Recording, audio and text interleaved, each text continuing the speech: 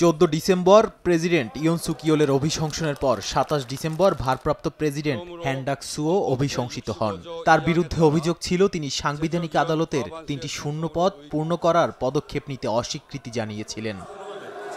President ইয়নের সামরিক আইন আরোপের সিদ্ধান্ত এবং তার পরবর্তী রাজনৈতিক সংকটের কারণে দক্ষিণ কোরিয়ার আন্তর্জাতিক প্রভাব প্রতিপত্তি মারাত্মকভাবে ক্ষতিগ্রস্ত হয়েছে। এই অভিশংসনের পর রাজনৈতিক অস্থিরতা আরও বেড়েছে। এতে দেশের অর্থনীতি এবং বাজারে নেতিবাচক প্রভাব পড়ছে। বিশেষজ্ঞরা মনে করছেন যুক্তরাষ্ট্রের পক্ষ থেকে চোই সাং-মককে সমর্থন জানানো হলেও সরকারের অস্থিতিশীলতা অর্থনীতির জন্য বড় ঝুঁকি তৈরি করতে পারে, যা দেশটির জন্য বিপজ্জনক হতে পারে।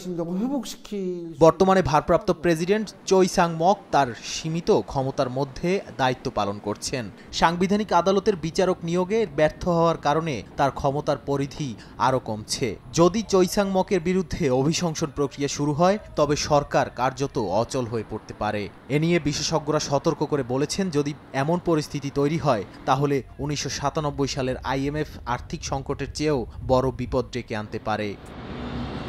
এই অস্থির পরিস্থিতি দক্ষিণ কোরিয়ার রাজনৈতিক ভবিষ্যতের জন্য এক নতুন সংকটের সৃষ্টি করেছে। এতে করে দেশটির আন্তর্জাতিক সম্পর্ক এবং সামরিক স্থিতিশীলতার উপর দীর্ঘমেয়াদী নেতিবাচক প্রভাব পড়তে পারে, যাতে দেশের অর্থনীতি এবং সার্বিক নিরাপত্তা ব্যবস্থা বড় ধরনের ঝুঁকিতে পড়তে পারে।